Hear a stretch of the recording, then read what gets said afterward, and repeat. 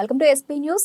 దళితవాడలో ZPTC భర్త Chellamalla సుజీరాజు drainage నిర్మాణం అడ్డుకున్నారని రామచంద్రపురం గ్రామానికి చెందిన దళిత కుటుంబాలు ఆందోళనకు దిగాయి. సోమవారం సీతానగర ఎంపీడీఓ కార్యాలయం వద్ద నిరసనకు వెళ్లి ఎంపీడీఓ కార్యాలయంలో నిరసనగా అసిస్టెంట్ శ్రీనివాస్ కి వినతి పత్రం అందజేశారు. పలువురు దళిత మహిళలు పత్రికాముఖంగా మాట్లాడుతూ గత నెల 20న రామచంద్రాపురం దళిత కాలనీలో డ్రైనేజీ నిర్మాణానికి నిధులు మంజూరయ్యాయని చెప్పి స్థానిక మండల జెడ్పీటీసీ భర్త చెల్లమల్ల సుజీరాజు సచివాలయం ఇంజనీరింగ్ అసిస్టెంట్ తో కలిసి తమ వీధుల్లో పర్యటించి పనుల అంచనాలు తయారు చేశారు. దీనిపై దళిత కులస్తులమైన తాము చాలా సంతోషపడ్డామని అన్నారు.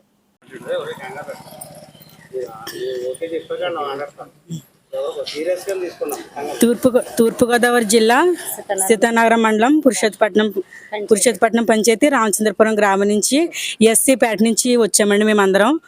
మరి గత 2 వారాల క్రితం మరి చెల్లమల్ల సుజీరాజు గారు మరి ఇంజనీర్ గారిని తీసుకుని వచ్చి మా ఇది సర్వే చేసి అమ్మ మీకు ఇది డ్రైన్ శాంక్షన్ అయిందమ్మని చెప్పారు. డ్రైన్ శాంక్షన్ అయిందంటే మేము గత 5 సంవత్సరాలుగా ఈ డ్రైన్ కోసం చాలా ఇబ్బంది పడుతున్నాం, చాలా మంచి పని చేస్తున్నారండి అనేసి ఆనందపడ్డాం. మళ్ళీ కాసేపటికే అమ్మ ఇది ఇక్కడ డ్రైనేజీ పడేలా లేదు, సరే అండర్ గ్రౌండ్ గొట్టలు కప్పెడతామని అన్నారండి. అండర్ గ్రౌండ్ గొట్టాలు అయితే వద్దండి, మాకు డ్రైనేజీ తీసి పెట్టండి. మా ఇదిలో వాళ్ళందరూ పనిలోకి వెళ్ళారు. సాయంత్రం వచ్చిన తర్వాత 7 గంటలకి మేము చెప్తామని చెప్పాం. 7 గంటలకి వెళ్ళిన తర్వాత అక్కడ మీకు డ్రైనేజీ పడట్లేదమ్మా, కావాలితే మీరు గొట్టలు కప్పెడతామన్నారు. గొట్టలు అయితే మాకు అవసరం లేదని మాకు డ్రైనేజీ వేయించండి అని చెప్పేసి వచ్చేసామండి.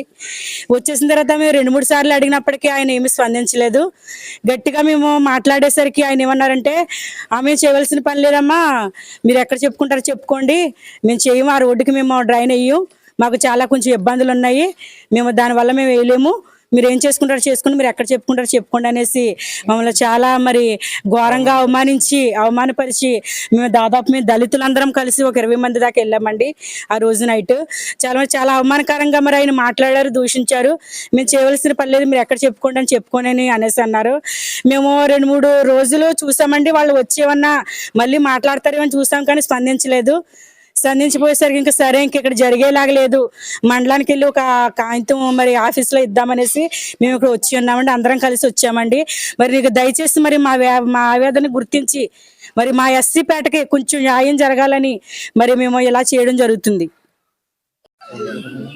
ఇప్పటి వరకు నా దళిత సోదరులు చెప్పిన మాటలు మీరు అందరూ విన్నారు కదండి. ఇప్పుడు మాట్లాడింది అమ్మాయి ఆ బాధ అనేది ఏంటనేది మీడియా ద్వారా చూపించింది.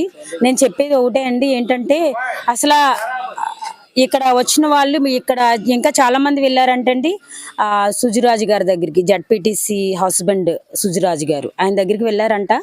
ఎందుకు వెళ్ళారు అంటే అంతకు ముందు ఒక 10 days బ్యాక్ ఇంజనీర్ గారు రావడము, అక్కడ సర్వే చేయడము, శాంక్షన్ అయ్యింది డ్రైన్లు అని చెప్పడం జరిగిందంట.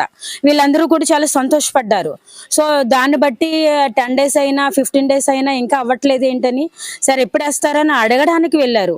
అడగడానికి వెళ్తే ఏం జరిగింది, అసలు ఆ డ్రైన్లు వేయవలసిన పని లేదు, మీరు ఎక్కడ చెప్పుకుంటారో చెప్పుకోండి, మీ దిక్కున్న కాడ చెప్పుకోండి అనేసి వీళ్ళని దూషించడం, చాలా అమర్యాదగా మాట్లాడడం, లేడీస్ని అని కూడా చూడకుండా అమర్యాదగా మాట్లాడడము, ఇక్కడ మా సోదరులందరినీ కూడా దూషించి మరి చాలా హీనంగా మాట్లాడడం జరిగిందంట. సో ఆ రోజు నేను లేను, మరి ఉంటే మరి ఎలా ఉండేది అనేది మరి నేను విని మాట్లాడేదాన్ని, అప్పుడే మాట్లాడేదాన్ని నేను. అయితే ఇప్పుడు ఏంటి అసలు శాంక్షన్ అయింది ఎందుకు ఆగుతుంది, అసలు అయ్యిందా లేదా అనేది మాకు క్లారిటీ కావాలి. ఇక్కడ ఎంపీటీఓ గారైనా లేకపోతే దీనికి సంబంధిత అధికారులు ఎవరైనా కానీ మాకు మీరు చెప్పాలి, న్యాయం జరిగించాలి. ఎందుకంటే వీళ్ళందరూ కూడా కూలి పనులు చేసుకునే వాళ్ళు, వీళ్ళందరూ కూడా కూలికి వెళ్ళేవాళ్ళు. ఇప్పుడు వరి నాట్లు వేయడానికి అవనివ్వండి, మొక్కజొన్నలు పెట్టడానికి అవనివ్వండి, సంథింగ్ ఏదో పనులు, పెయింటింగ్ ఏదో సంథింగ్ పనులకు వెళ్ళేవాళ్ళు. దళితులు అంటే మీ అందరికీ తెలిసి కష్టపడి మేము బ్రతికే వాళ్ళము.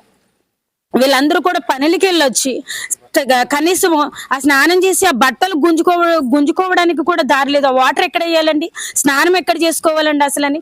ఆ స్నానం చేసిన మురుగు ఇంట్లో ఎదురుగుండా గుంటలు తీసి ఆ గుంటల ద్వారా దోమలు, ఆ వాటర్ కుళ్ళిపోవడము, ఎంత అనారోగ్యానికి గురవుతున్నారు. మరి నా ప్రజలు ఒకసారి ఆలోచన చేసుకోండి. ఎందుకంటే కేర్ఫై చేయట్లేదు అసలు. ఎప్పటి నుంచి ఏమన్నా కానీ అదేం చేసింది ఇదేం చేసింది ఇవి కాదు మాటలు. మీరందరూ ఎందుకు ఇక్కడ నాయకత్వం వహిస్తున్నారు?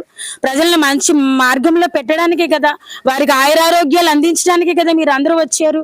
మరి అలాంటిది వీళ్ళని దూషించడం ఏంటి? వీళ్ళకి అసలు సరైన సమాధానం చెప్పకపోవడం ఏంటి? వీళ్ళని తరుముకొని వెళ్ళడం ఏంటి వెనకాల? అసలు అని డ్రైనేజీలు వేయండి అని అడగడానికి వెళ్తే శాంక్షన్ అయ్యిందాన్ని, అది ఓకే అయిందాన్ని, దాని కొలతలు తీసుకున్న దాన్ని, ఇంత డబ్బులని మీరు నోటుతో మీరే చెప్పి 3,30,000 యాక్షన్ అయిందని మీ నోట్లతో మీరే చెప్పి మరలా అడగడానికి వెళ్తే ఆ నిధులు వేరే డ్రైన్కి మళ్లించడం ఏంటి? అసలు మా పేట చేసుకున్న పాపం ఏంటి?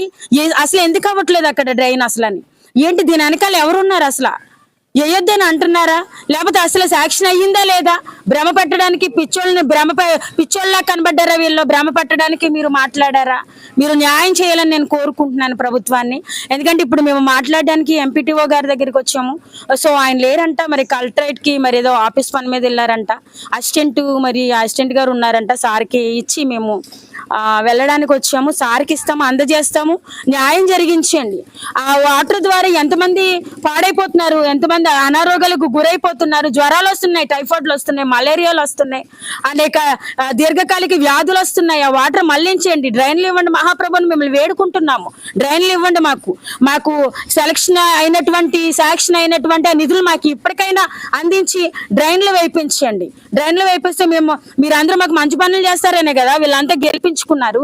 ఈ రోజు వీళ్ళని ఏడిపించి మీరేమో ముందు పడతారని నేను ప్రభుత్వానికి ఈ మాటలు మనవి చేసుకుంటూ ఈ మాటలు ముగిస్తూ ఉన్నాను. న్యాయం జరగాలి, అక్కడ డ్రైన్లు వేయబడాలి.